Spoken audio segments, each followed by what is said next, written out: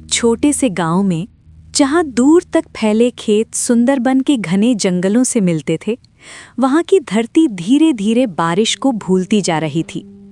कभी हरे भरे लहराते धान के खेत अब सूख कर फट चुके थे। मिट्टी में लंबी दरारें पड़ गई थीं और हवा में सिर्फ धूल उड़ती थी। उसी खेत के बीच खड़ा था एक किसान, जिसका नाम था रहीम।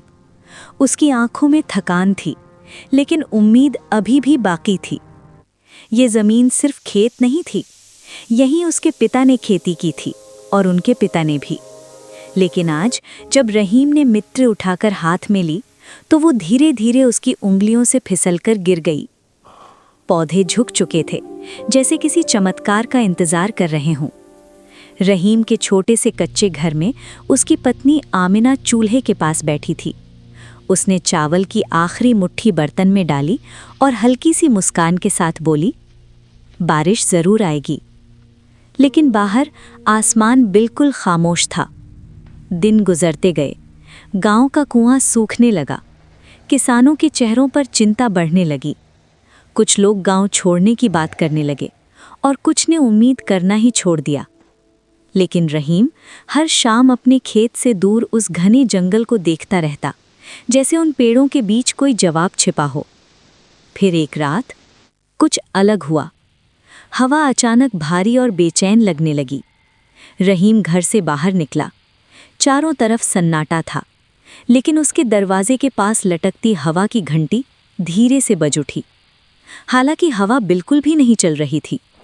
रहीम धीरे धीरे अपने खेत की ओर बढ़ा और तभी उसे एक आवाज सुनाई दी, बहुत धीमी, जैसे हवा खुद कुछ फुसफुसा रही हो।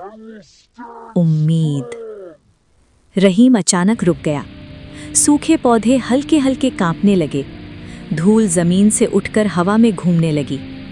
रहीम ने अंधेरे की ओर देखते हुए कहा, कौन है वहां? लेकिन जवाब में फिर वही आवाज आई, धीमी, रहस्यमयी, उम्मीद।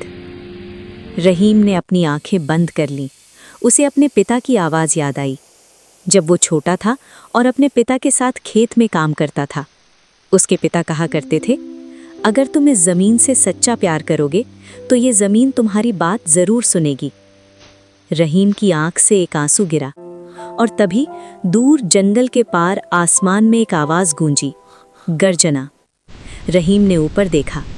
काले बादल धीरे धीरे सुंदरबन के जंगलों के ऊपर इकट्ठा होने लगे। हवा तेज होने लगी और हवा में एक जानी पहचानी खुशबू फैल गई, बारिश की खुशबू। फिर आसमान से एक बूंद गिरी, धीरे से रहीम के चेहरे पर। फिर दूसरी, फिर तीसरी, और अचानक तेज बारिश शुरू हो गई। सूखी धरती ने पानी को ऐसे पीना शुरू किया जैसे वो कई महीनों से प्यासा हो। झुके हुए पौधे फिर से सीधे होने लगे।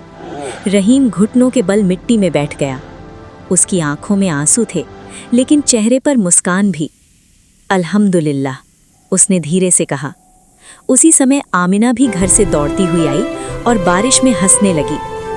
कई महीनों बाद गांव में जिंदगी वापस लौट आई थी। लेकिन उसी समय सुंदरबन की घने जंगलों के अंदर कोई चुपचाप सब देख रहा था। एक हल्की सी आकृति, हवा और रोशनी से बनी हुई। शायद जंगल की आत्मा, या शायद सिर्फ प्रकृति, जो इंसानों की उम्मीद को सुन रही थी। सुबह जब सूरज निकला तो खेत बदल चुका था। गीली मिट्टी से छोटे छोटे हरे अंकुर बाहर आने लगे।